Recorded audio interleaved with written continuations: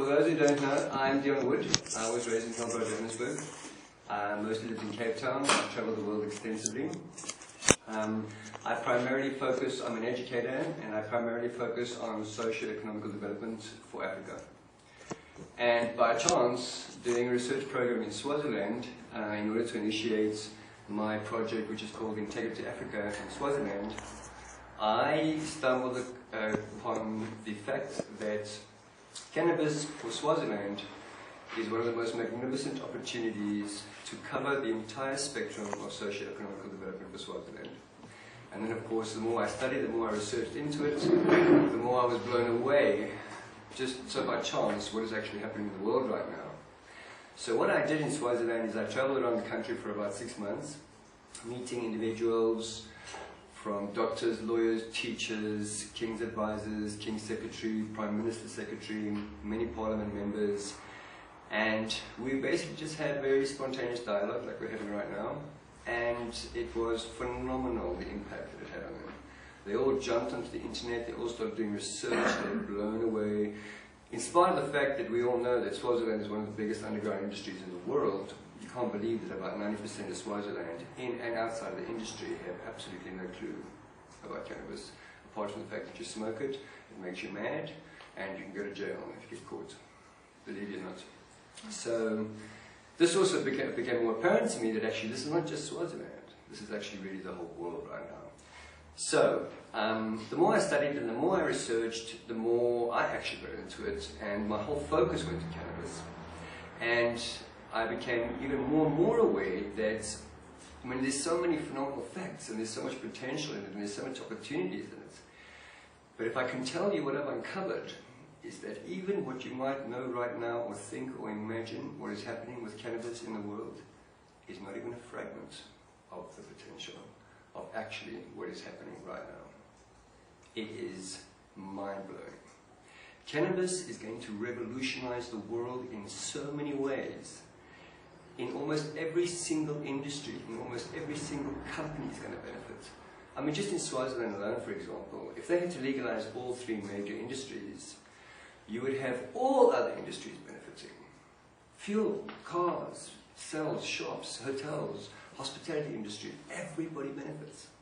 So what I've done is in terms of showing everybody this, everybody is now becoming more aware of it, and so everybody, like we were speaking about earlier on, is that everybody's jumping on the train, doing their research and talking to people. Okay. So what we're trying to do, and why we're having these kinds of talks, is we're trying to bring everybody on par, because some people are just starting, and very often, I'll have people coming onto my Facebook, and they're at base 1.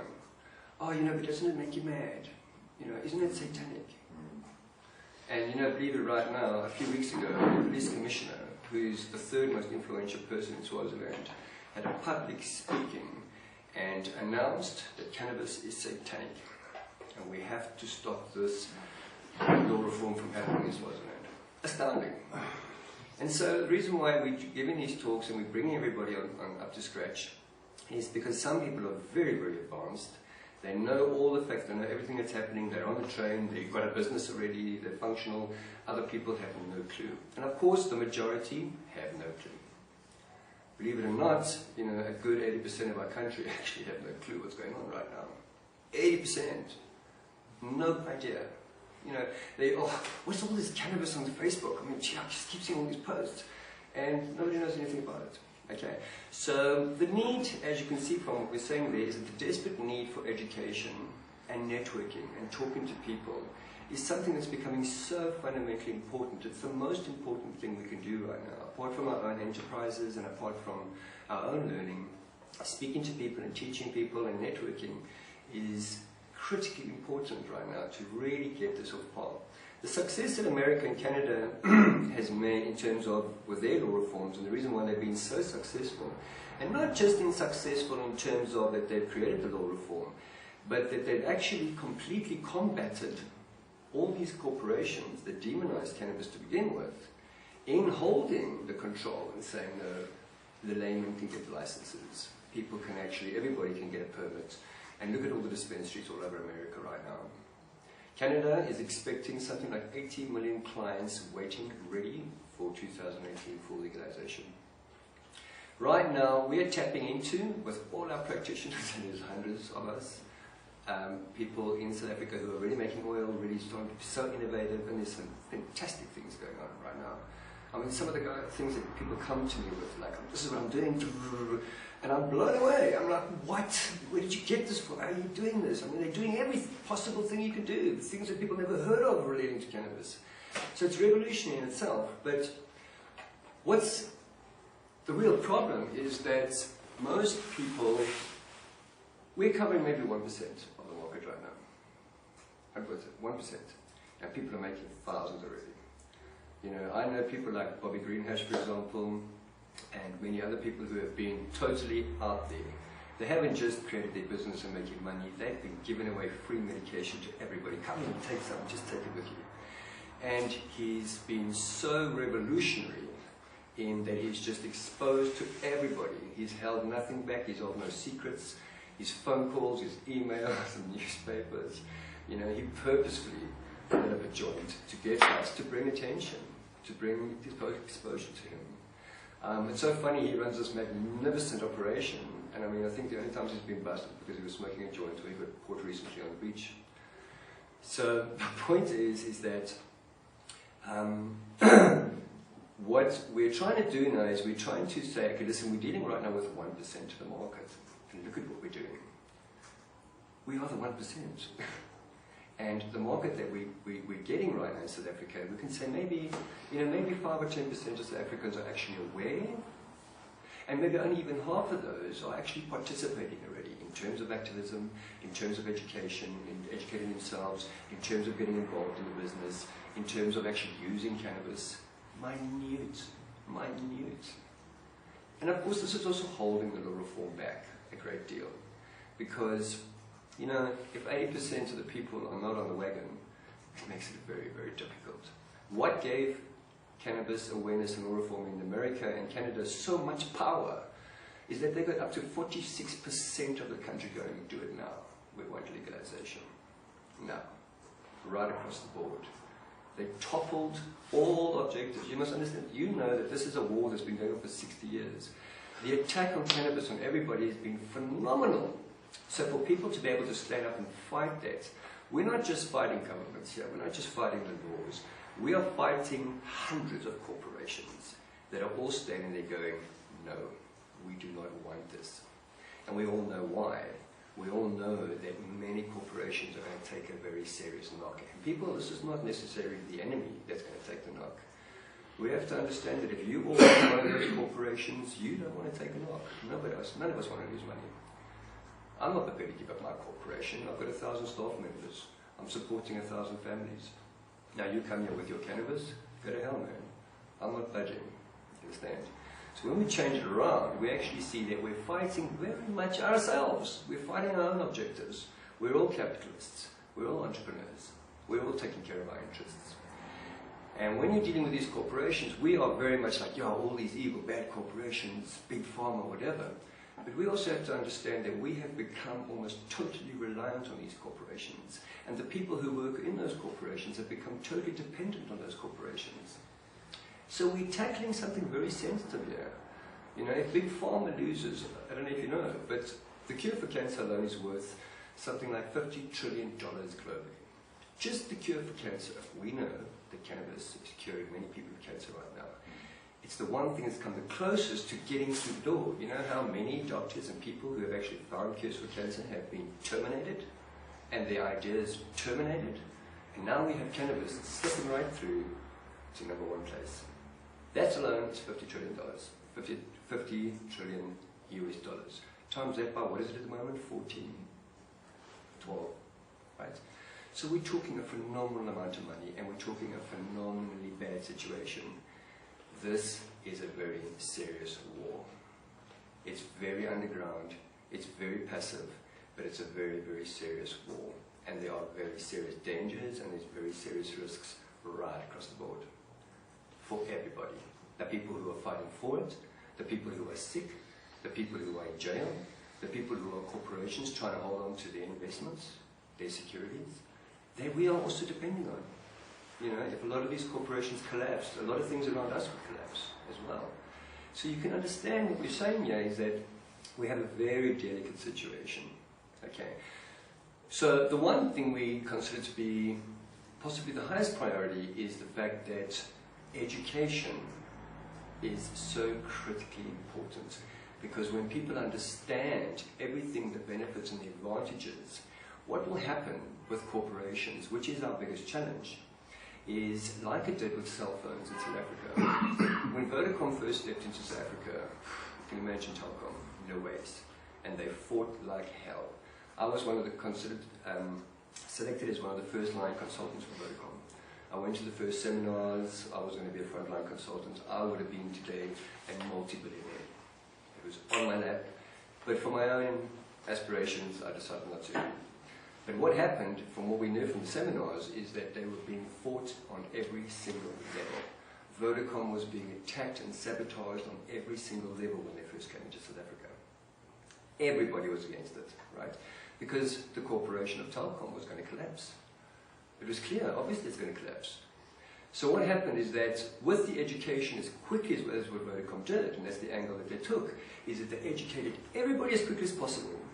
That nobody was confused that cell phones was now our solution to telecommunications. And when everybody was convinced and everybody agreed, Vodacom slipped in the door and there was no issues whatsoever. So what actually had to happen is that Telkom, the giant, and as you all know, Telkom is the only phone company in South Africa, right? It is a conglomerate, actually, and there's many people who have great investment in it. What happened is that they said, okay, they submitted, and they became innovative. And they said, okay, what if we did cell phones as well? That's a good idea. And that's what they did. They took on cell phones, they became very innovative, they pulled in professionals from all over the world, from other countries who had already done it, and bang, look at Telkom today. They have no problems. They are smiling as much as Vodacom is. Now this is what we're trying to do with, against our greatest challenge with corporations. Again, education is so essential that everybody really understands clearly the benefits and the advantages, and this is what really is going to create the law reform. Okay? So that's the first major priority that I want to cover. When we talk about the basic understanding that we're saying here is that we have 3 multi-billion-dollar industries. And all these industries are going to revolutionize many companies, many organizations, and many corporations right across the board. The benefits and the advantages for us personally, for our own companies, for our own investments, for healthcare, for getting people out of jail, for everything can be totally revolutionized. This is such a revolutionary change and transformation that we're going on right now. When we have our little chats about cannabis, we know the magic of it. We know all these things that are happening, but we actually don't. This is like the discovery of UFOs for our world. It's like the discovery of advanced intelligence for our world. It's going to give our world enlightenment unlike anything that it has before. We all felt the enlightenment from cannabis, from mushrooms, from ayahuasca. We've had a taste of it, we know.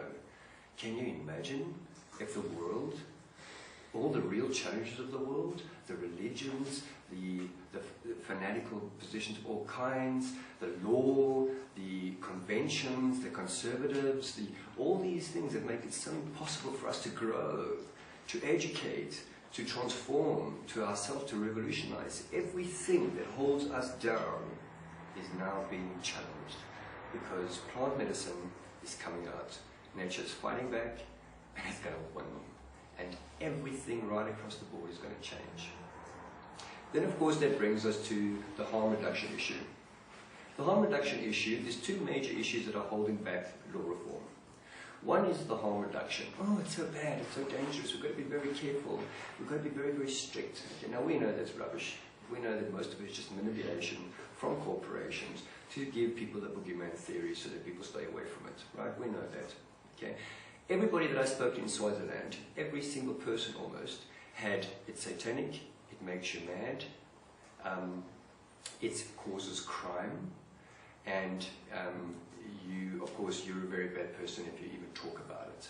Okay, you're going to end up in jail, and you're a criminal, and you're an outcast. Okay. Now, these are very primitive beliefs. We all know that this came from the propaganda from America, direct.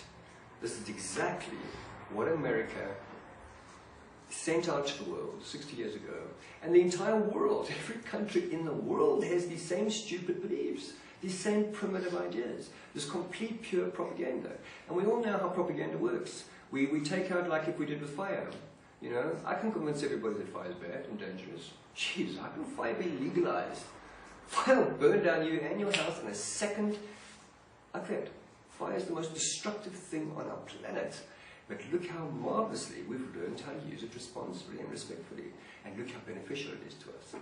And this is the best classic, the most classic example of exactly with cannabis. There really is no danger to cannabis if you use it intelligently, like we do with every other part of nature.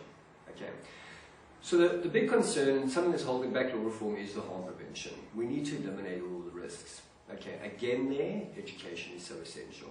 There is no risks when you're educated, when you know the facts. You understand that there's very minimal risk.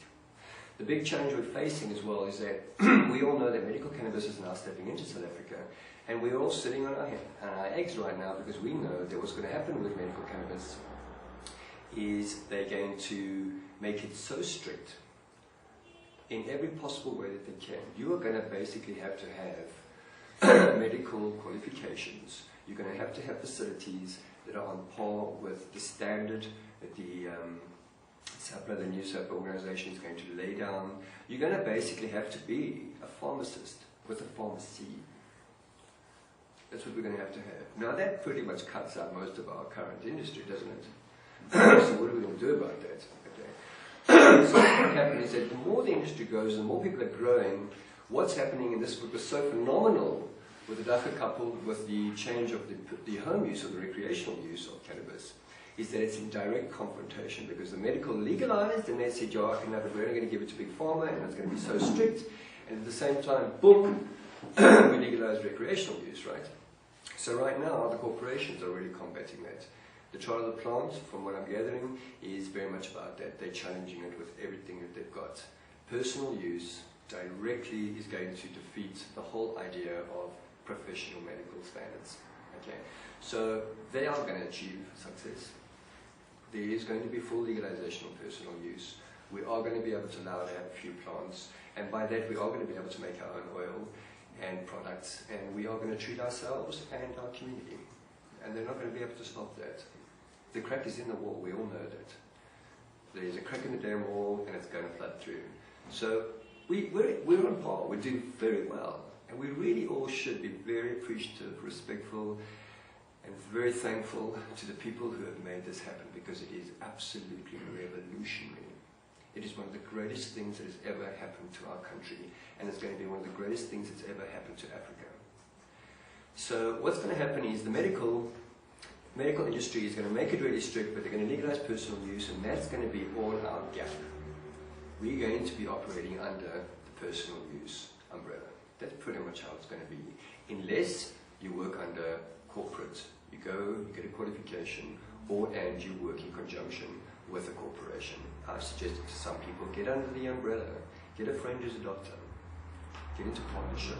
He's going to be able to get the license. Maybe you've got the capital and the investment, and maybe you can come into partnership. This is a great gap as well. Okay, but otherwise we're under personal use. That's where we're going. That's what we're going to be able to do.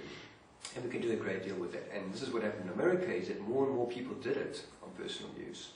And like in Canada, I mean, they have suburbs full of people with grow rooms. Okay, they have an entire industry. So as they legalize, they've already got their industry there of all these lay people. So they had to legalize it in the way that all these people can get permits. And that's what we're trying to push for in South Africa. Okay, we want everybody, enough people to be doing it. So the time that this was challenged, you know, half of our country is going, no, sorry, we're all doing it, we need licenses and permits, thank you very much. And that way we make that transformation. In time, it's going to be available to everybody. But what we all do want is we most certainly do want professional standards. Okay, now, see this for what it is. But if you see American cannabis industry, is that they've actually taken it completely away from the stigma that's around cannabis. oh, it's just the hippies, it's just the Rastafarians, you know, that's their stuff, you know, it's not our stuff.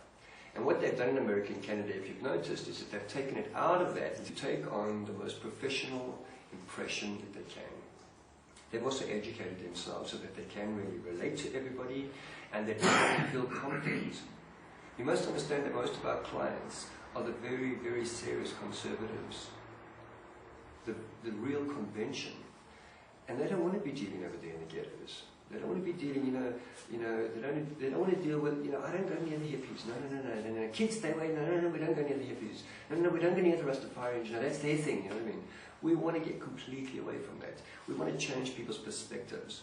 And when it comes to us offering medication, people, and we can't underestimate the importance of us being able to establish the confidence of our clientele.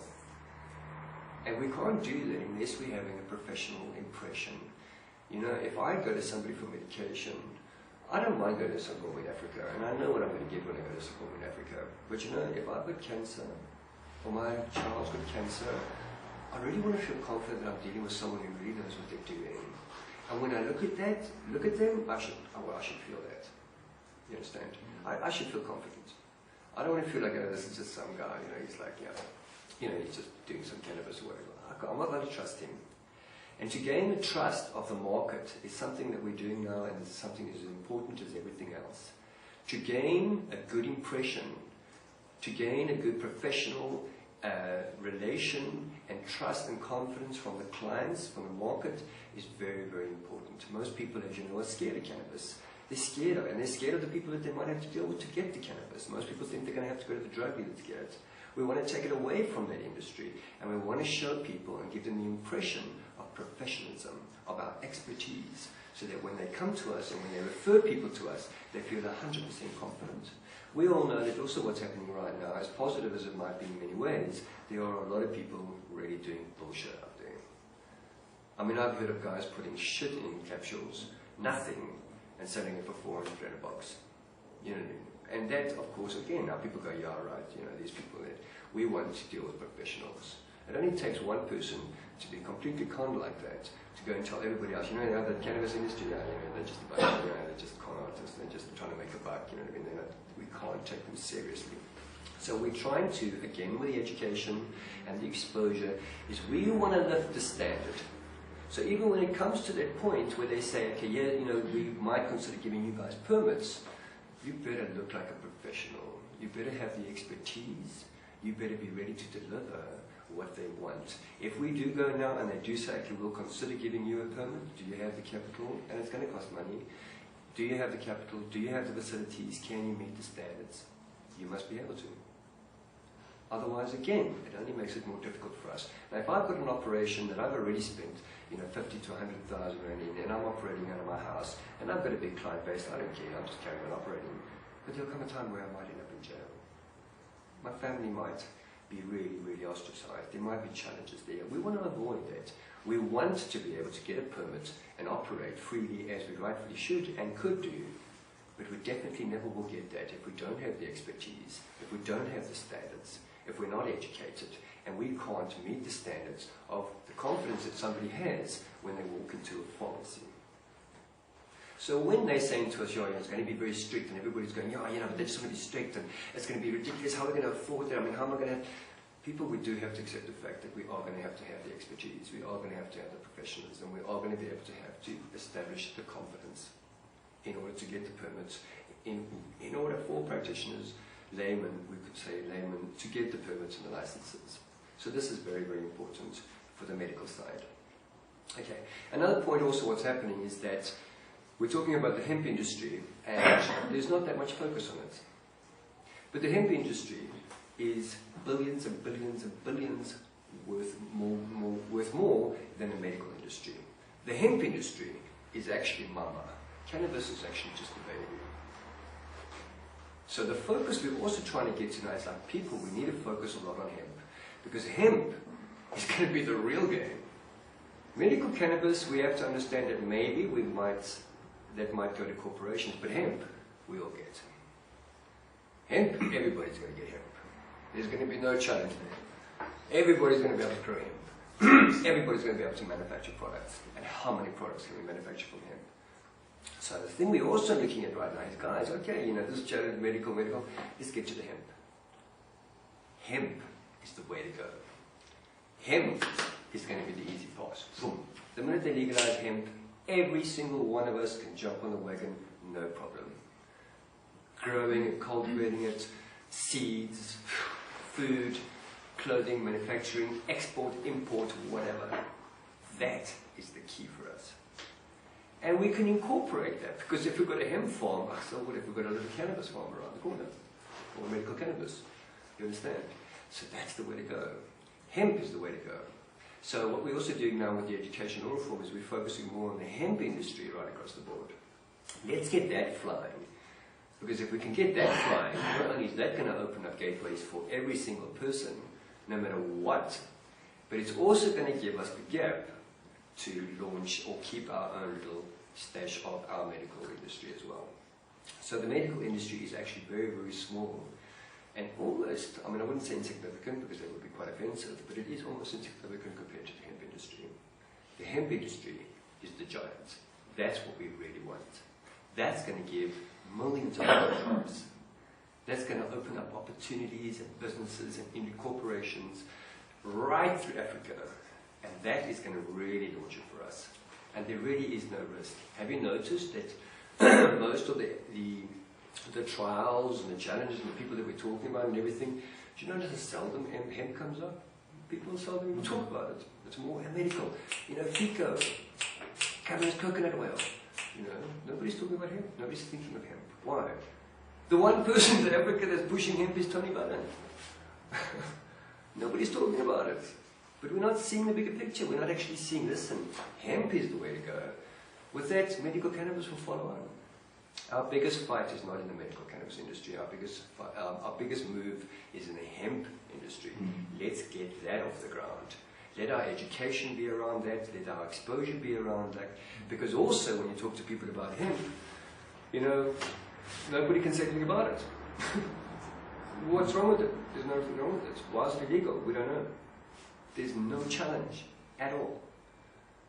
So we're also asking the question still, why is it illegal? Otherwise it's going to be cannabis and it's classified as cannabis. No, but it's not cannabis. So they're going to have to legalize. There's no trial for that. They will legalize hemp. They will issue licenses and permits, and it's going to fly before you even know it. And the hemp industry is going to go boom, and we're still going to be fighting court cases for the medical industry over here.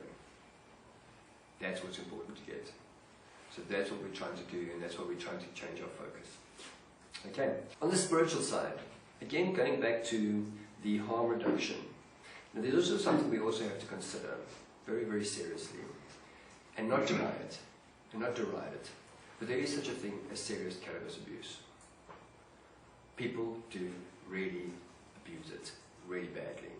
When we start talking about our stoner club and our bongs and smoking all day long, and I never stop smoking cannabis, we don't want this. We don't. Many of us, many of my friends, many people that I know, yeah, it's their life. They smoke cannabis all day long. It's no issue. And they manage to, you know, like Bobby Greenash again. You know, him and his whole crew, they smoke all day long. They have a big jar in their office and they just smoke all day long. And it's bongs and it's joints, and everybody who walks in there lights another bong and another joint. But he's got all these, he's got this like whole crew of beauty queens, and they are on the mark, dancing around. So we can't necessarily say that it makes them dysfunctional, perhaps, but we definitely want to get away from the impression. I personally totally disagree with this stoner thing. We've got to get away from that. The biggest fear with everybody is exactly that. We do not want my kid turning into a stoner. No. I do not want to be knowing someone that's smoking 15 joints a day and bongs all day long and that's never very sober. Okay? This is not good. It's not good for us. Again, you know, even like with medication, we have to also understand the fact that, you know, plant medicine is medicine. I've used cannabis, you know, for 30 years, very moderately. I take it when I want it. I take it when I need it. If I'm at a social, I'm at a party, it's fantastic. I love a few puffs when I'm at a party. Now and again, on a Saturday, I'm like, today I'm going to have a stone day. Lovely, and I have a stone day. Okay. I have moments for it, specifically for it, to appreciate it and to get the most out of it. But if I smoke, and this is my personal experience I'm giving you, if I smoke, which I have done it sometimes, I'm smoking 3-4 days, flat out, joint after joint. Like if you go to, Transkei, for example, for a holiday, you don't stop smoking. In Swaziland, sometimes these guys, every meeting I go to is like, take a handful, and they have some. And what I find is that I do become dysfunctional. I do become extremely lethargic. I actually get quite a downer.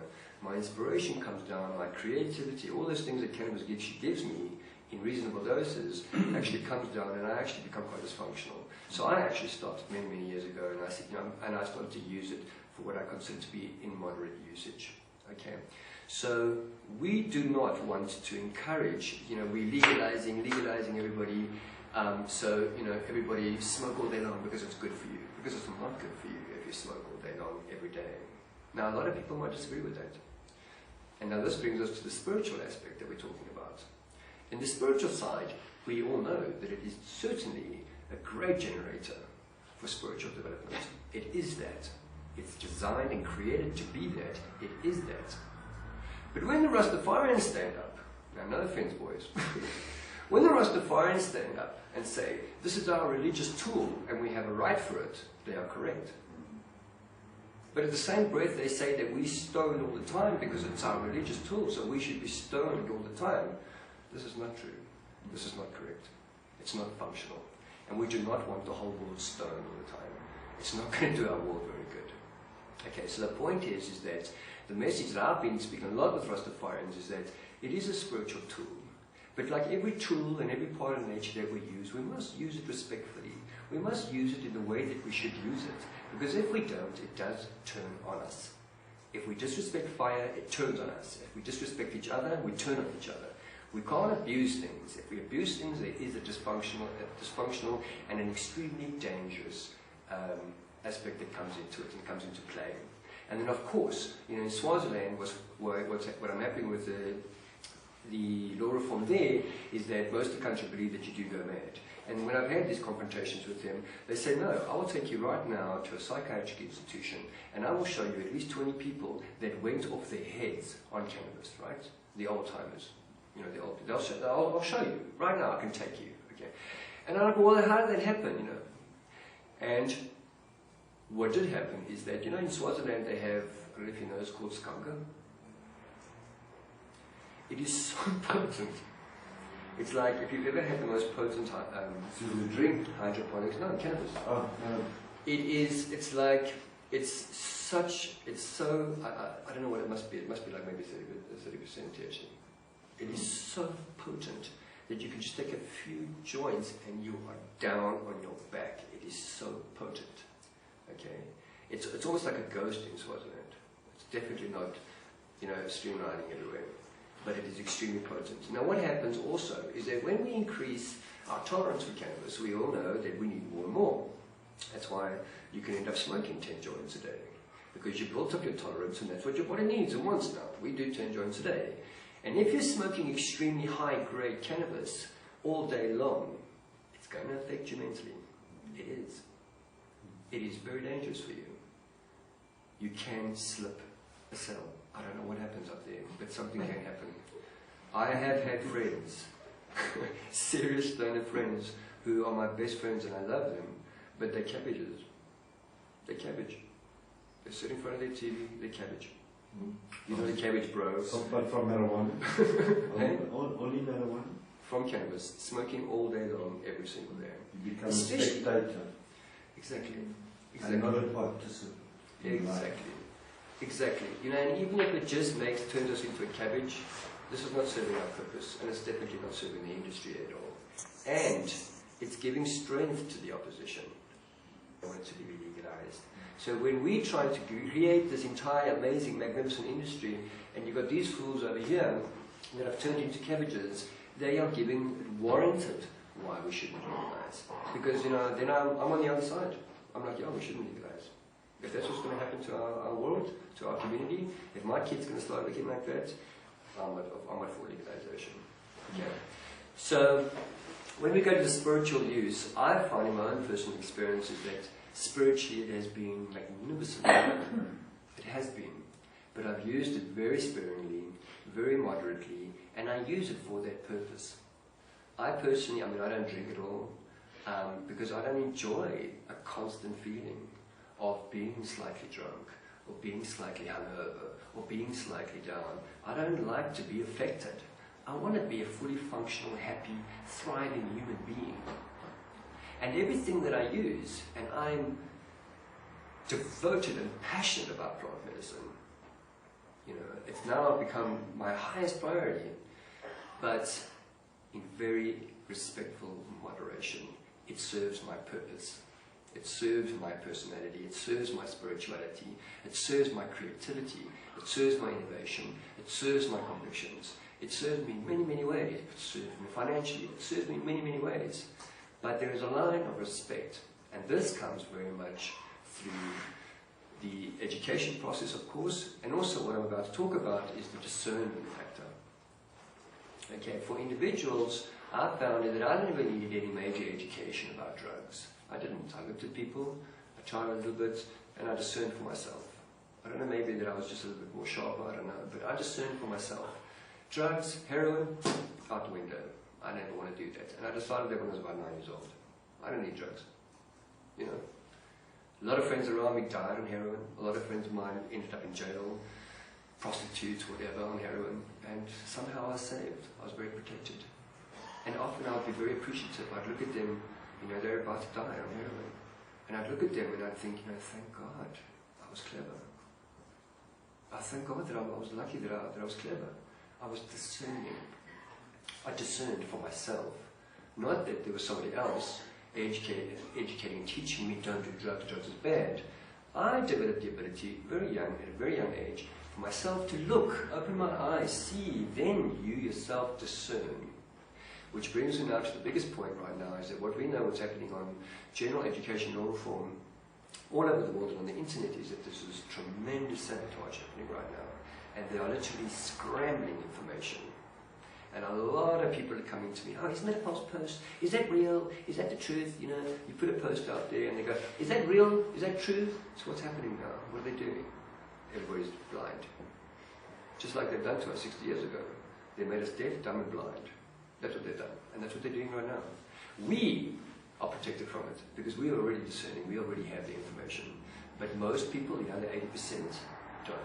And they're getting all this bombardment of absolute rubbish. So a very big part of the education is also the discerning factor, being able to discern for yourself through your experience, through keen observation, and getting that sense and developing that sensibility to determine for yourself that feels right, that feels wrong. And being able to do the same thing with medication. How much should I take? When should I take it? Who knows? Most guys that I know that are selling cannabis don't even have a scale. They're not even weighing it. They don't even know anything. We're not doing labels yet. We don't have a tester yet. People are just doing it. Here's the dosage, take 1 gram a day. Just do it, and it's working, and it's great. But what is happening is that there is no discernment. And if someone doesn't have discernment, for example, of a sensing of how much you should take, what we should take, when we should take it, what are the harmful effects, how is it going to affect my system? This is very critically important, again, with the education.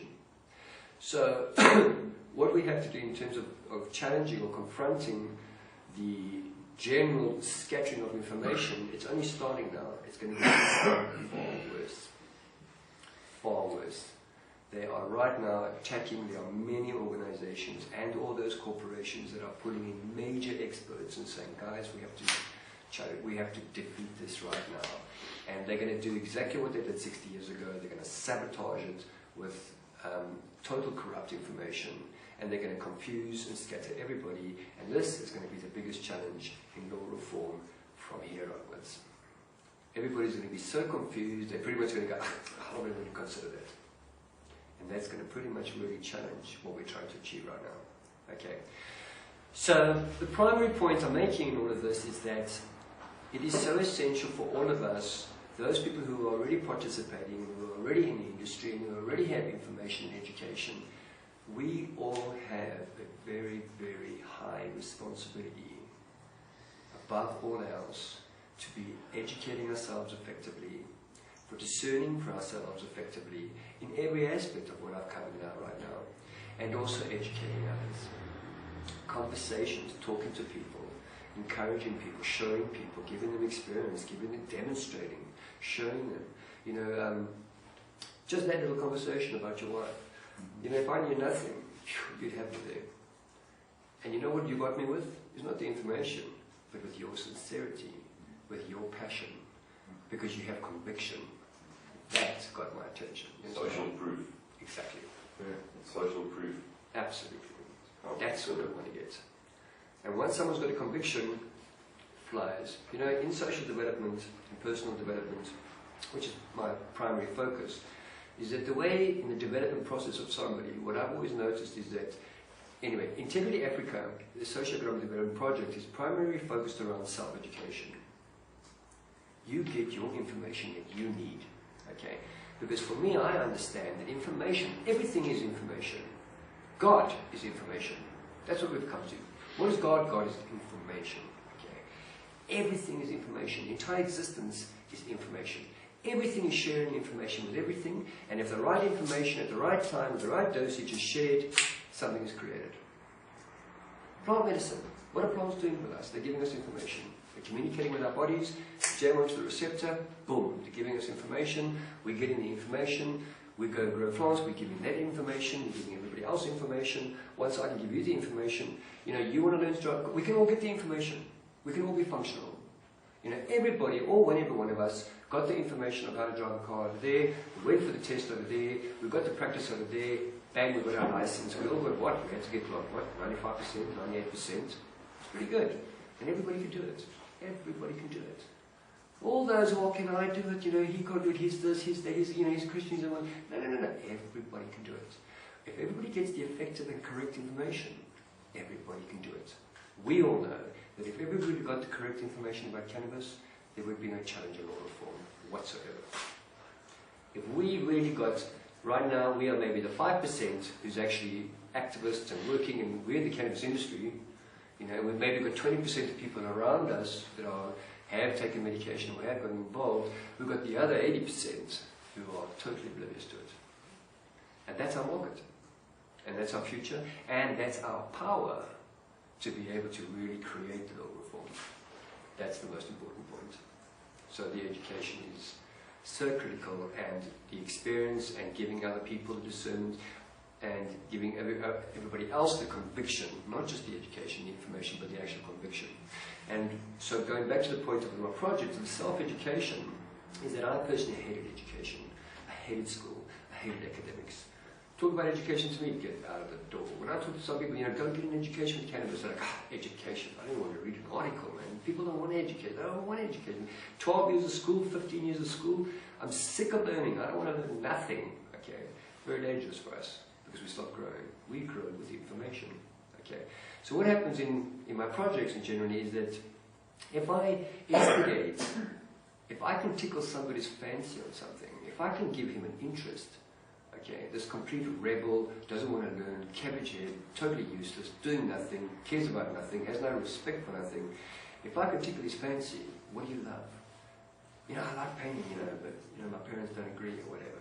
So I never pursued it. No, my parents don't like it, whatever. I never thought I'm really going to be good, whatever. And if you give him a paintbrush, he has a paintbrush, he has a canvas, and you get him onto it, and you get him interested, and he starts to paint. And then you introduce him to a great artist, and he gets inspired, and he speaks to that artist, and there's this communication, this information. All of a sudden, when you ignite the inspiration, you ignite the passion. And once you ignite the passion in somebody, you can leave them alone. You don't have to teach them. You don't have to educate them. They will become self-sufficient. They will do it themselves. Nobody has the time to go and teach everybody and educate everybody. But if you can ignite some of the inspiration with conviction, more than anything, and if you can ignite their passion, I've watched so many people around me, all ages, and believe it or not, the adults are the most difficult people to teach and learn, not the young ones. You know, most people, at the time we reach 25, we're brain dead. It's soap operas and sports and beer, man. There's nothing going on. You know what I mean? Brain dead. They don't even want to read an article. You can put a post. You know, sometimes people challenge, they comment on my post or whatever, and I go, did you read it? It's like 5 lines. No, I didn't.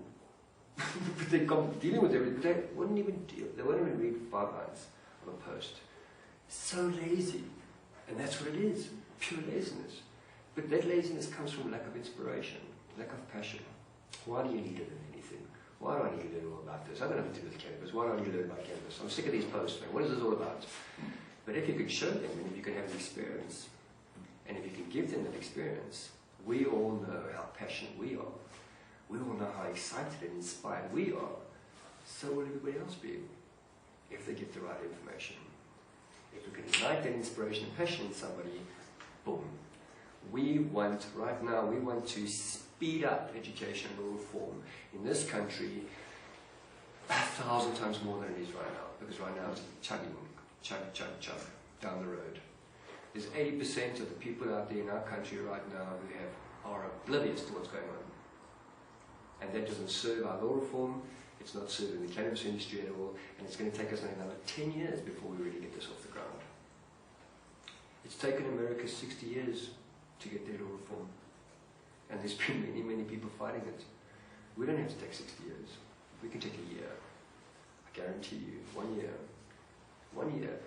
If we can influence enough people, 1 year. It doesn't take nothing to influence the entire Rasta community, because they're already all influenced. And the Rasta community is not just the Rastas, it's the whole African community. All Africans are connected with Rastas. Rastas is like a nucleus in the African community. It's a huge influence right there. If we influence the medical industry, a few good doctors, floods to the medical industry. And this again is also a very important part of the influencing side, is that it's much more important to influence and to reach people that are in the center of a huge circle, are in the center of a company, are a CEO, are a top doctor, are a top politician. Again, this is a great strategy that the Dachau couple and most of the people around there is that what they've done is that they've influenced top people. They managed to influence top people. You can influence 500 people, and it's not going to be as significant if you can influence one really good professional. That's what we're trying to say. So we're trying to get to people who really need the information, who can flood that information to others. And that's how we spread the influence. And when the propaganda comes, if enough people know the truth and the facts, again, the power of the truth, is that once people have the truth, there is no bombardment, there is no corruption of information. Because once you know the truth and the facts, you know the truth and the facts, and nobody can corrupt it again. So that's the point we'll be turning in terms of any of all industries. So my personal aspirations is that I'm not really directly involved in the industry. I refer people sometimes. If sick people come to me, I help them. If somebody's in the industry, I network, I refer them. So I'm indirectly sometimes assisting, but I'm not directly involved in the industry. My ambition is socio-economical development for Africa. I know, my dream, I know that right now I'm focusing on Swaziland as a small country because I know that I can influence the whole country. I've managed to, just to give you a run-up on that, is that with all these conversations, whatever, I've managed to influence many parliament members. And finally, after 10 years since Dr. Ben Lamini, who was the major activist 10 years ago for Swaziland, and he was pushing very hard for legalization, and they just kicked him out the door. A top professional teacher of education, they kicked him out the door and they killed it. And now I've managed to influence enough parliament members, and they've just revived it.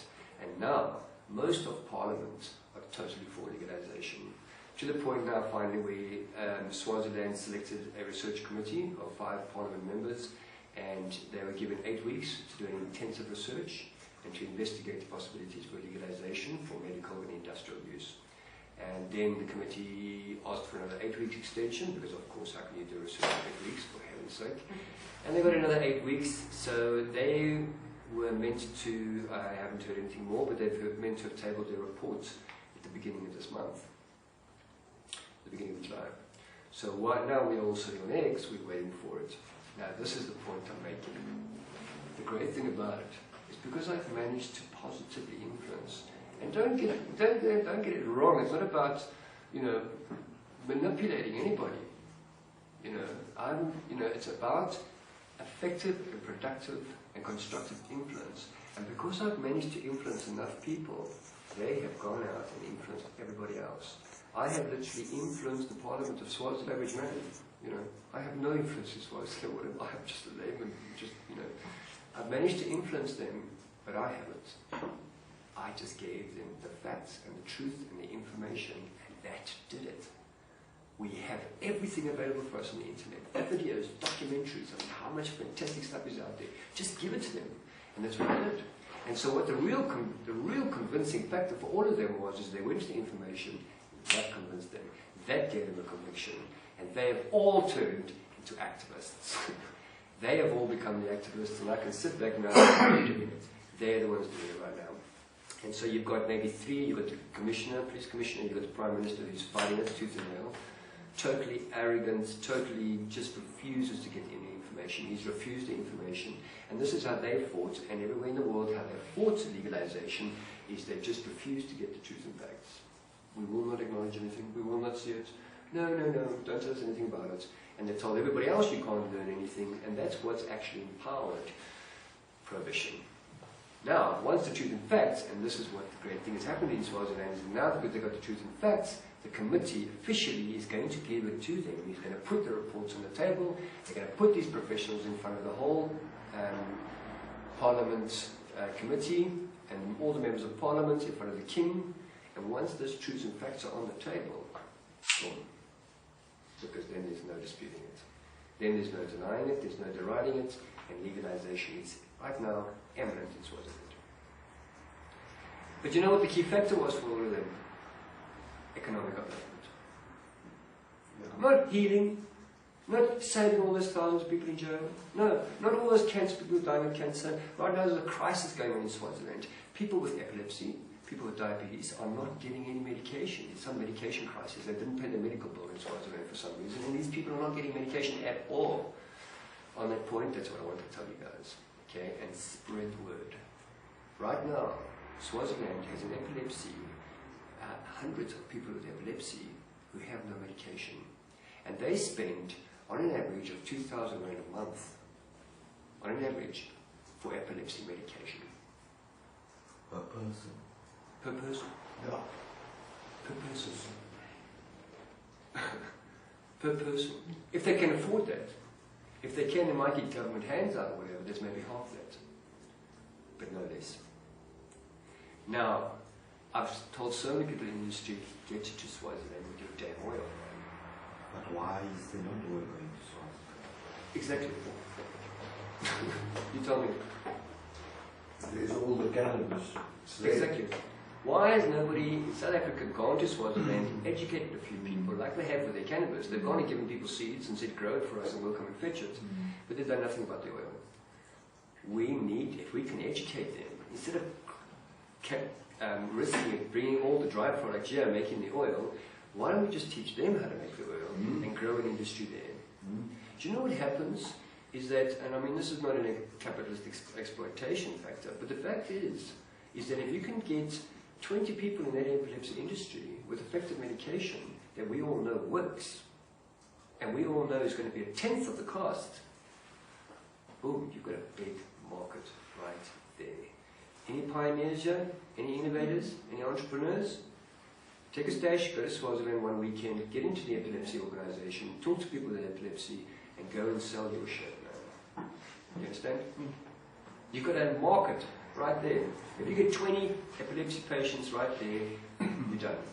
You're successful. You've got a business, you don't even have to take any more risk, you don't have to do anything else, you've got a business right there. Okay, and that goes for everywhere else. The three key areas, as we know, is cancer, epilepsy, and diabetes. Okay? We also have, of course, all the others. We have painkillers, menstrual cramps, etc. But what the critical areas are, and people are not getting this, is that the critical areas is epilepsy. There are thousands of children with severe epilepsy who desperately need medication, and we desperately need to get it to them. We can no longer just sit in our homes and hopefully someone's going to come and phone us or knock on our door because we've sent out a few posts on Facebook. We've got to become more active. We've got to be getting out there like we would in any company and get some consultants out there, get our salesmen out there and reach the people who desperately need it. Because apart from the wealth and the benefits and the opportunities, there are critically ill people who desperately need good medication. You know, the one time I met this woman and she came to me, she said, please, you know, I know you're involved in it. I've got this friend who's got a child who has hundreds of seizures a month. It's like just seizure after seizure all day long, and she's tried everything. She's paid so much money for all this medication and nothing is working at all. Can you please try and get the cannabis oil? I've heard it works. And I got a sample from Bobby Greenish, the coconut cannabis oil, you know, and not the infused. He mixes the FICO with coconut oil. And I gave her a sample. I got a sample from him and I gave her a sample. And I said, well, what happened? Let me know so that I know. And she came back to me about a week later and she said, you are an angel. I mean, she was worshipping me. I was Archangel Gabriel to her. She was like, thank you so much.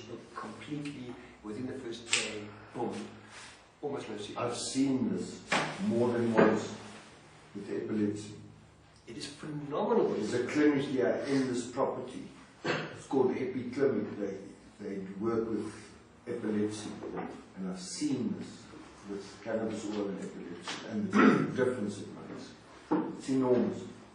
Exactly. And so we do, Enormous. you know, as we are medical practitioners, we really need to make a much greater effort to get the products to the people.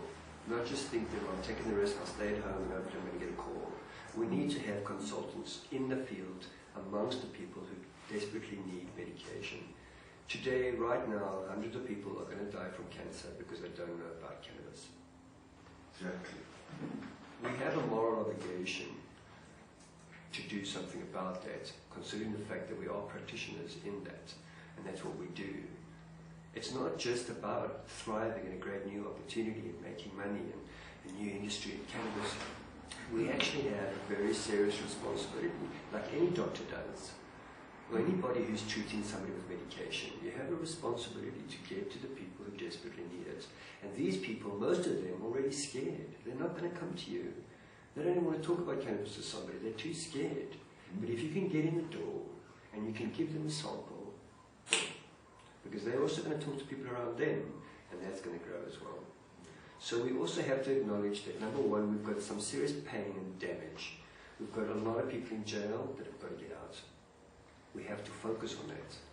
You know, like I was saying to some of the guys in Swaziland, you know, there's so many grannies sitting in jail for cannabis. There are thousands of people sitting in jail for cannabis. For years, some of them. You know, we have to deal with that. That has to be treated. The people who are desperately sick, that has to get the focus. People, that has to really get our attention. We have to focus on that. And then, of course, the other side is what we're already doing, is with the education and the law reform.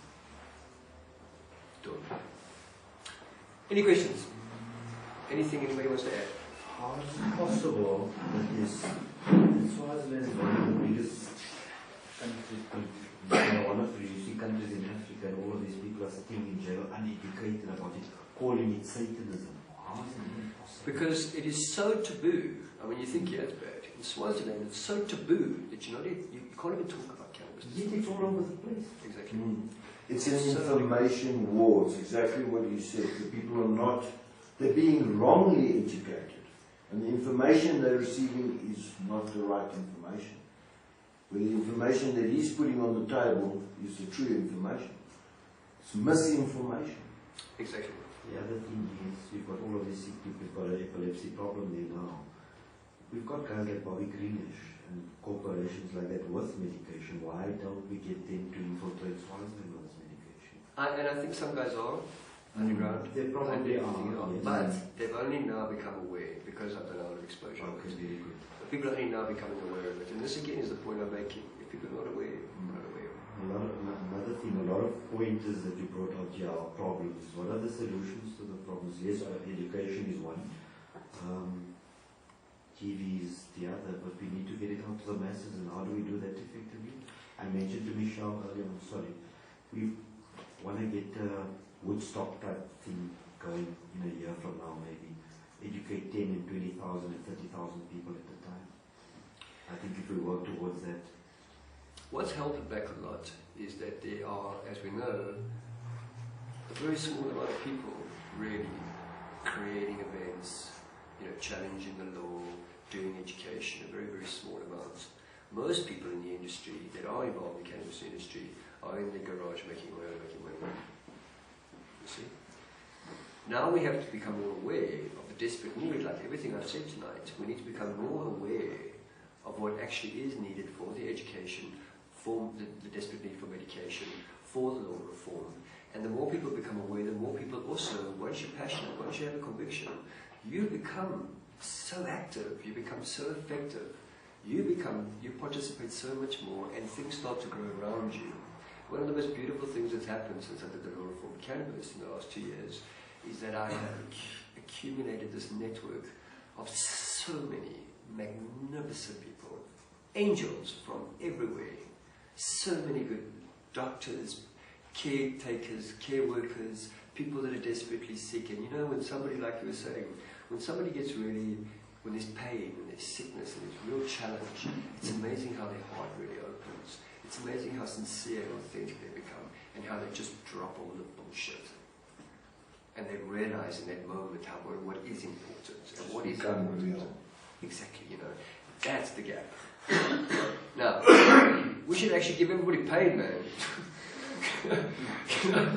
Give them all cancer, man. Let them get the message. But what you're saying is He's saying that is exactly what is happening. Everybody's got cancer. 21-year-old bedridden can't move from cancer. Babysitting the chemotherapy lounges. It's crazy. Everybody's got a dealer. It's frightening. The amount of cancers that are the names for the cancers. yeah. And as we know, for those who haven't heard it, there's an excellent documentary on where a doctor on chemotherapy, and he states that they did this global research program, and 97% not successful and destructive. How do you sell a product that's 97%? And you know when that was done? In 1997 already. That research was done. Hey? And you know, you tell people that and they just don't get it. Suppressed. They don't get it. Yeah. I mean, it's shocking. 97%. I mean, 3% success rate. And what if, you know, the average American can spend like something like $3,000 a month on chemotherapy. $3,000 a month on chemotherapy. I mean, but people will pay anything just to have up if they can. Well, my wife's chemotherapy and radiation was 180,000 6 weeks. You see what Cannabis didn't cost me a fraction of that, and we cured it. Now you see what we're finding, what the problem is as well. A lot of people are coming to us as a last resort rather than a first resort. Yes. They go for radium, they go for chemo. I've got a gentleman, he's almost 80 years old, he went for some operation. He's got a ton of medicine like this here in front of him. So as a last resort, because he's been for this and this and all of this medication, now they're coming forward for the medication. Exactly. So the education is very, very important. So there's the painful experience that brings into the medicine. Because all those medications do not work and have terrible side effects. Yes, of course. Destructive side effects. Where this medication has no side effects. Not one, but not one. Exactly. Not that one that we found yet.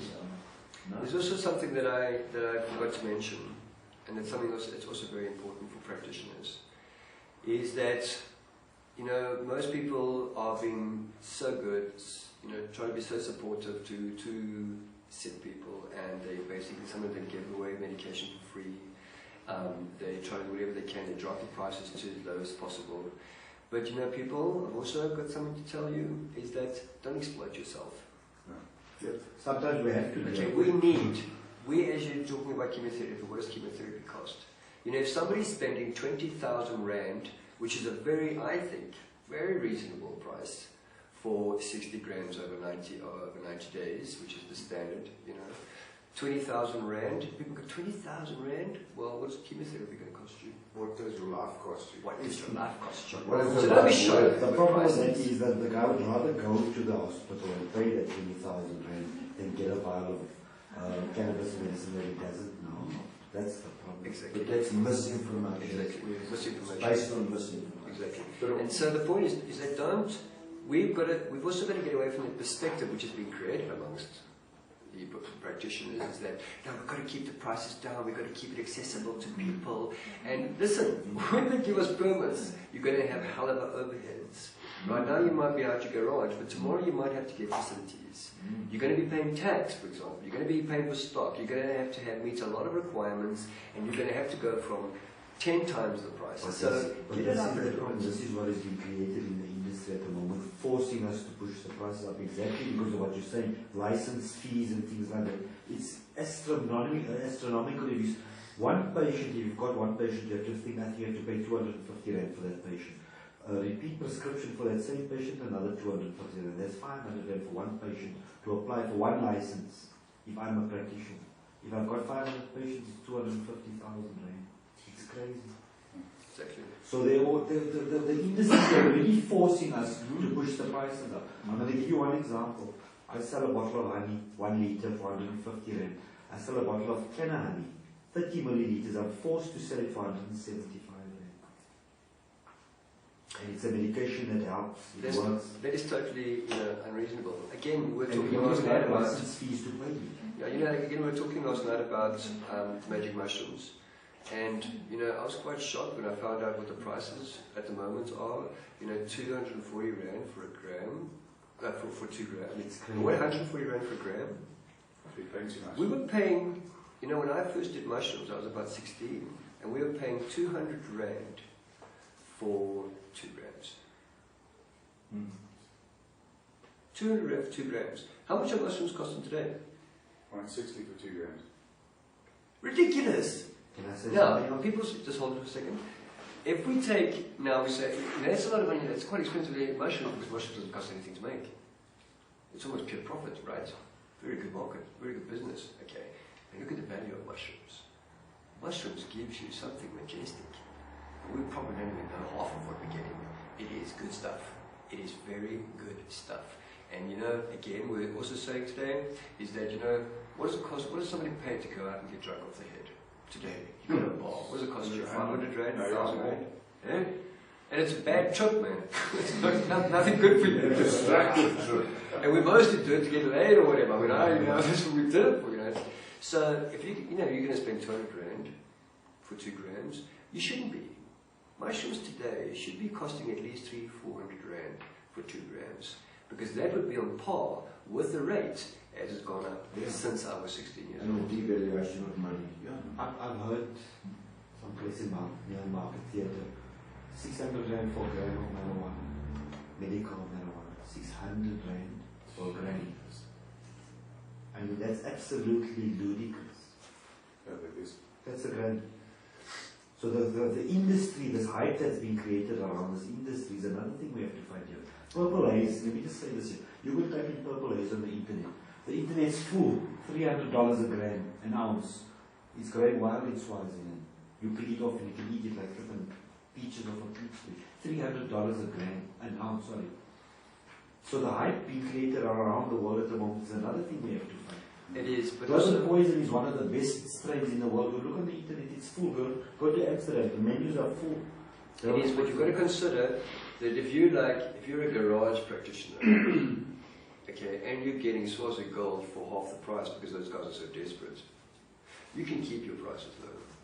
Right now, I can see between Swaziland and South Africa, I meet Swazi farmers every single day, have been growing cannabis for 10 years, and they've barely got a house. They can barely got food.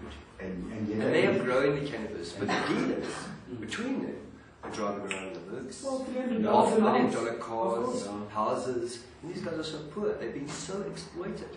And you know who half of their clients are? Who most of their clients are? The South Africans. So it's easy for us to go, let's keep the prices down and let's exploit those guys over there. Now, what we have to be realistic about is that, okay, the garden, right now, it's cheap doing it out of your house, cool, grow, whatever. But now you look at America and you see a functional industry of what is required from them in terms of licensing, in terms of tax, in terms of transportation, in terms of facilities, professional facilities, in terms of professional staff. No idiot is going to be in cannabis industry. There's skilled people, professionals, right? And if you look at all of that, paying staff, paying transport, paying expenses, I mean, to run any company today is extremely expensive. Rents are a killer. Okay, so if you're running a big enough operation You know, you're looking at maybe 10, 15, 20 grand for rent. Your staff is going to cost you 30, 40 grand. Your licensing is going to cost you so much. So you can come with your, like, let's keep the prices low. But as soon as the doors open, when you're going to start operating an effective system, So how are we going to keep the prices low? we've got to be... Yeah, please. Greetings. I want to touch on this issue of price. I think I concur with you to say the standards which are provided makes it impossible for prices to go low. You know, if you treat someone in your home, right, it will be a little bit different if you treat someone in a hospital, right? So that is one. And the question is, how do we keep prices low? We need to be farmers first. We must be the ones at the forefront, and it starts with how we farm it. And if we get the farming right, the second one, it will be storage and packaging, right? And, okay, my crazy idea is to go the Malawi way.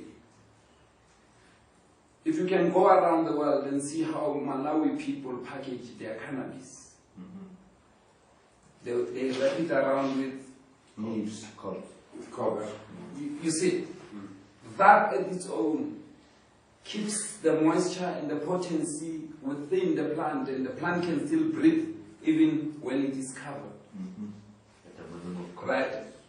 Yeah. And in that way, transportation and everything, right, will be the second. The second most expensive thing is transportation, right? Because we travel with gas, and if it costs me 60,000 to go and collect 20 bags, I will add the 60,000 on 20 bags, right? So we need to make the farms closer to the people, and luckily South Africa has huge land to deal with that. And the hardest part now is the licensing. So, on the licensing, currently, the short way around the license is through research, university research, because universities currently are dealing with research on cannabis, right? So that's one other shortest route to keep the prices down. But if we unite, the biggest strength is that if we unite, the very same way that corporates unite, we will keep the prices low. But if we are divided, Peter Stevens already is producing some cigarette on cannabis. So we are going to compete with Peter Stevens. So we need to unite.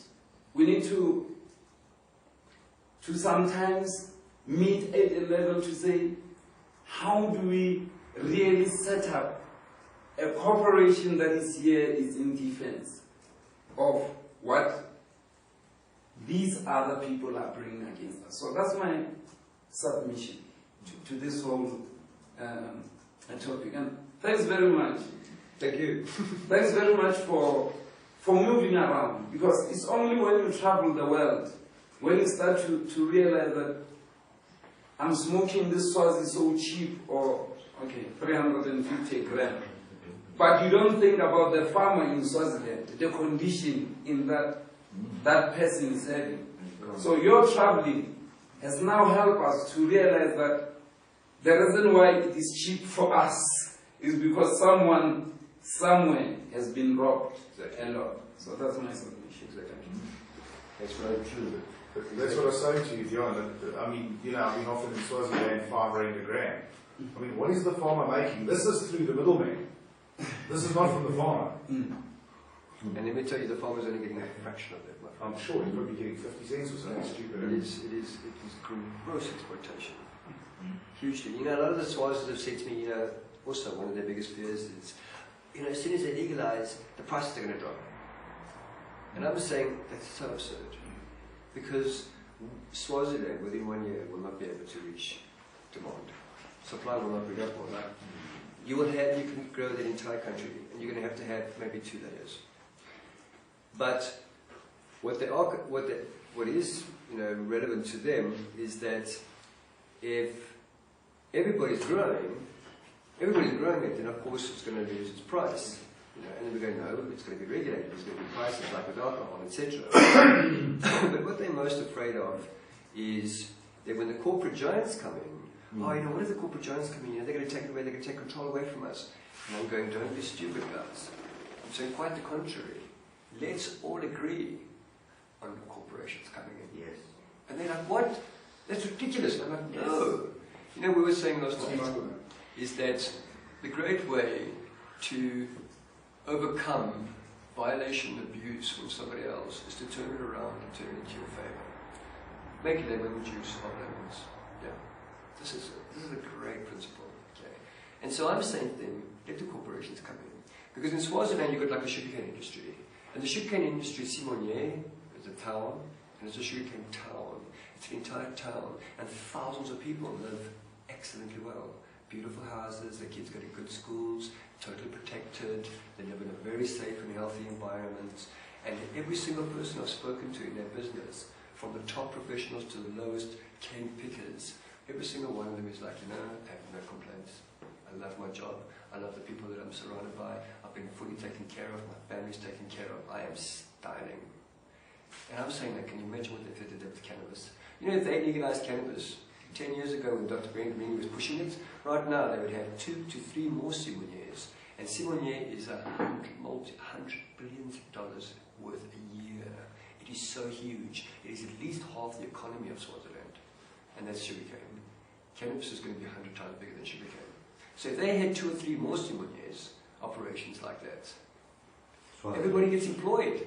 We're already great ahead. Everybody can get employed, you know, just get a job. Swaziland is operating right now 60% of impoverished. 60% of the country are impoverished. Can you imagine that? Can you imagine if they had 2 or 3 corporations coming in there? They could wipe out, what, let's say at the very least, half of them at least get a job. This is good, man. Because also, the other problem, and coming back to your point, the other problem is that nobody's educated. So what if they did say, okay, there you go, there's permits and licenses. You know, what's medical cannabis? You know, can I just grow jut? Would that be, if they don't have any education, nothing, how are they going to facilitate a medical cannabis industry and a medical cannabis market? They never will be able to rise to the occasion. Even right now, I'm throwing education at them and they're like, I grow it the way I have, man. You know, my father's taught me how to grow. I don't need education, you know. I know how to grow high grade, you know. They've got no education. They're never going to meet the demands. We need professionals to come in there, to educate people, to support them, to pay for the legalization and reformation, and to give everybody a job. Let's start with that. From there we can work further. Yes? And the big corporations have the funds that they can employ to develop all these new products. Exactly. Like they increase, that I'm so interested Not in. can develop, they have been developed. They've got plantations, they've got laboratories, they've got the whole tooth all in place already. So let's ride on And that. that Crete, you like it? I like that idea as well. We're going to talk to you. Exactly. So let's ride on that wagon. Let's make our enemy our partner. Nelson Mandela, one of his greatest quotes. Turn your enemy into your partner. You know, come to terms. Yeah. I think we need to learn from this Louis Vuitton saga that is happening currently. You see, the problem with people is that people knew, designers knew that Louis Vuitton is gonna launch this brands of Lesotho people culture. They knew it, but they kept quiet. And once the man bring his merchandise and he sold out, then we start to complain. I think that's one other thing that we need to move away from, right? We need to challenge, cooperate now. That if you want to bring this business here, we have been here, we are the ones who have been arrested when you were not there, when you were benefiting one other thing somewhere, when you were saying this thing makes people mad, there were people who are here. So if you want to bring your business here, these are the conditions. And it will be a fair deal. Exactly. And it starts now. It has to be win-win situation for everybody. Now. Exactly. Not exploitation. Exactly, you know, and actually, you know, this is what I'm focusing on in terms of my integrity in education, is that, you know, it's so necessary to understand that most of the problems and the challenges we face in everything, pollution and damage to the planet and corruption, and, you know, there's corruption and we're fighting with it, change the planet, we're fighting with it. But the real problem really is the lack of integrity. Personal integrity, you know, corporate integrity, integrity in our operations, integrity in our relationships. You know, again, back to the authenticity, is that when we become brutally honest with ourselves and we become transparent in our corporations, in our businesses, everything changes, and all those effects, we're going to stop focusing on all the effects of what the cause is of all those effects is the lack of integrity. And the lack of integrity in the individual, the lack of integrity in your corporation or your whatever. You know, like for example in South Africa right now, everyone's crying, Zuma, corrupt Zuma. You know what I mean?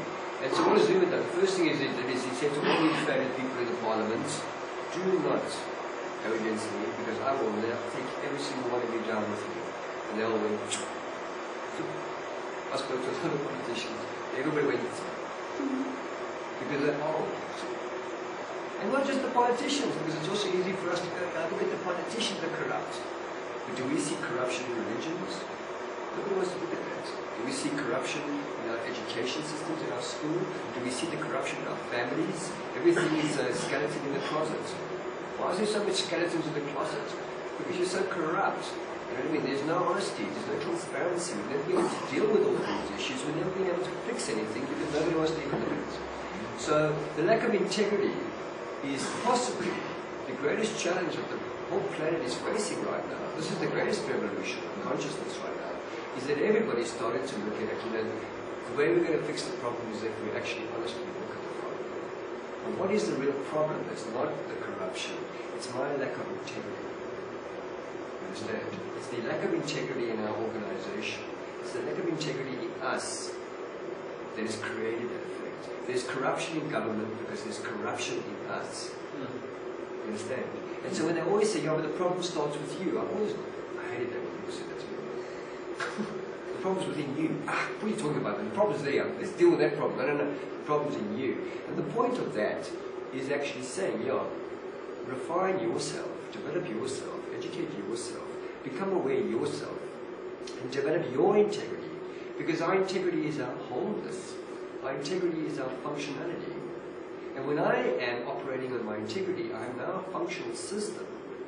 And then I render everything that I do functional, because if I have integrity, my operations are going to have integrity. You understand? But how difficult is it for us to have integrity in business? We have to cheat the tax man. We're never going to make money otherwise. We have to, you know, drop the salaries of the employees, otherwise we're not going to get promotions this month, you know? So it is always a question of integrity, and that in itself is a conflict and a whole different subject. But the point is that it's the integrity factor. And right now, cannabis is a healer. It reveals us to ourselves, and it's revealing industries to themselves right now. It's revealing governments to us right now. The greatest thing for me, mind-blowing thing about cannabis, is how it's just shown America. Look at how America can corrupt the entire world with their damn movies and their damn bullshit. And America's sitting there right now, all right guys, legalize, you know. But nobody's looking at, not one single official has stood up and said, you know, actually people, we are liable for crimes against humanity. For 60 years, we have had a brutal war against millions of people who have lost their lives in jail or dead. You know, kids that have lost their lives because a policeman got pissed off or something and shot him. You know, people that have died of cancer. People that have had severe illnesses that could have been treated with cancer. I mean, you can't even comprehend the extent of the damage. Right? Do you think any one single person, even in law reform, I haven't heard one law reformer speak about liability, responsibility, and accountability. You know what I mean? What they actually should do, like I'm hoping for in Swaziland, is when they legalize, they should also say, okay, we're going to compensate, we're going to release all the prisoners, and we're going to compensate every single one of them. Because we are responsible and liable and accountable for crimes against humanity. That's not going to happen. Exactly. Exactly. Anything else? People, thank you so much for coming. Thank you so much for sharing. I hope I've managed to answer some questions or create some clarity. And again, that's the most important point. And that's what I'm doing in Swaziland and with cannabis, is the battle is to change perspectives. When perspectives change, everything else around them will change as well. And for those in operation, very good luck. Thank you very, very much for coming. And please keep educating and reforming and making money. Thank you very much.